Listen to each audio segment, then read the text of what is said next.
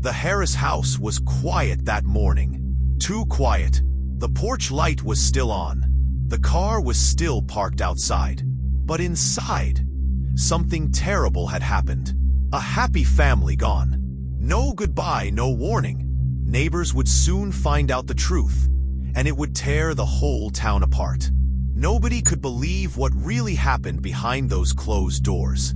The Harrises, Tom, Karen, and their 2 children, Emily and Noah, were loved by all. They weren't rich or famous. They were just good people. Tom worked as a mechanic at the local garage. Karen volunteered at the library and baked cookies for the church events. Emily was a bright, cheerful 9-year-old, and little Noah was just 6, always dragging his toy dinosaur around town. Their life seemed perfect, until it wasn't. That morning, their next-door neighbor, Mrs. Daly, noticed something odd. The curtains were still drawn tight. Tom's truck hadn't moved, and the porch light, which usually went off by 7 a.m., still shone against the rising sun. Mrs. Daly knocked on the door. No answer. She tried calling. No answer. Her gut told her something was terribly wrong. She called the police. Officer Reynolds, who had known the Harris family for years, was the first to arrive. What he found inside the house would haunt him forever. The house was cold, silent. There were no signs of a struggle downstairs. Breakfast plates were still on the kitchen table, untouched. Emily's homework was neatly stacked by her backpack. It was upstairs where things turned dark. In the master bedroom, Tom and Karen lay side by side, lifeless. Each had a single gunshot wound to the head. Down the hall, in the children's bedroom, Emily and Noah were found in their beds, as if someone had crept in while they were sleeping. 4 lives, wiped out, in an instant. The horror of it all didn't make sense. Who would want to hurt such a kind family? And why? The town went into shock. Candles and flowers were left outside the Harris home. People whispered at the grocery store, at the post office, at church. Police launched a full investigation. At first, they thought maybe it was a robbery gone wrong. But nothing was missing. Wallets, jewelry, electronics, all untouched. It didn't add up. Detectives started interviewing friends, family, co-workers. Everyone said the same thing.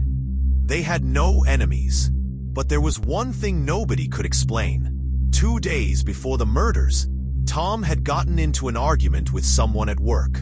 A new guy, Rick Simmons, had been hired at the garage just a month earlier. Co-workers said Rick was angry, short-tempered. Tom had apparently caught Rick stealing car parts and reported him to the boss. Rick was fired on the spot. Police immediately brought Rick in for questioning. He was jittery, defensive. He denied everything. "I didn't touch them," he said, sweating through his shirt. "I was mad, sure, but not mad enough to kill." Rick had an alibi. Security footage placed him at a gas station across town during the time of the murders. It was a dead end. The police were back at square one, and the town was growing restless. 2 weeks after the murders, a neighbor, Mr. Fletcher, came forward. He remembered something strange. A blue pickup truck parked outside the Harris house around midnight the night before the murders.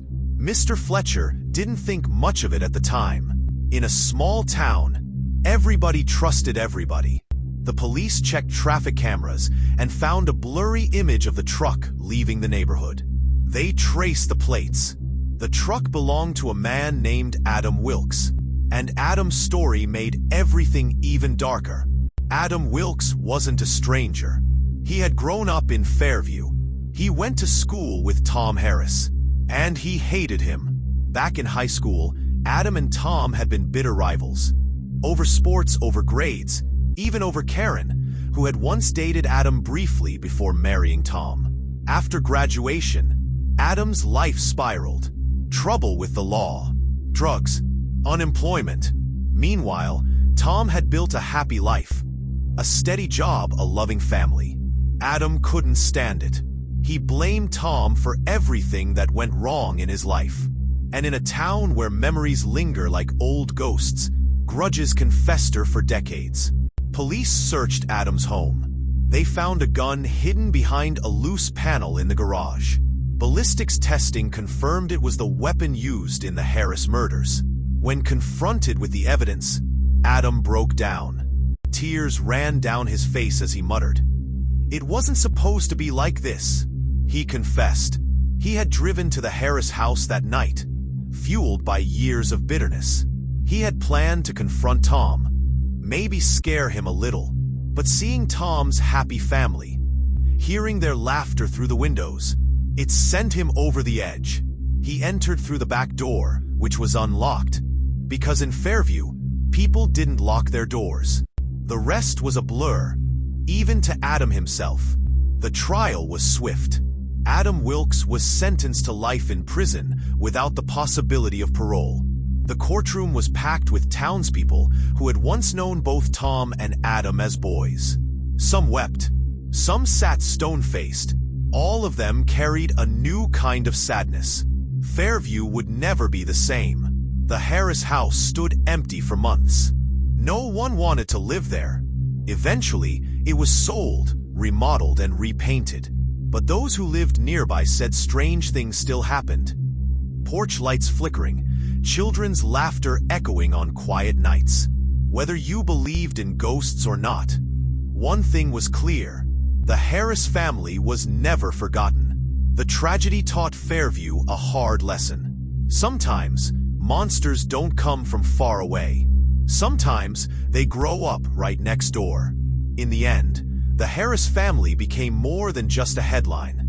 They were a reminder of how quickly life can change, and how deeply one person's pain can destroy so many lives. The porch light still shines outside the house on Maple Drive. Not as a warning, but as a memory, a promise that even in the darkest moments, love and community endure.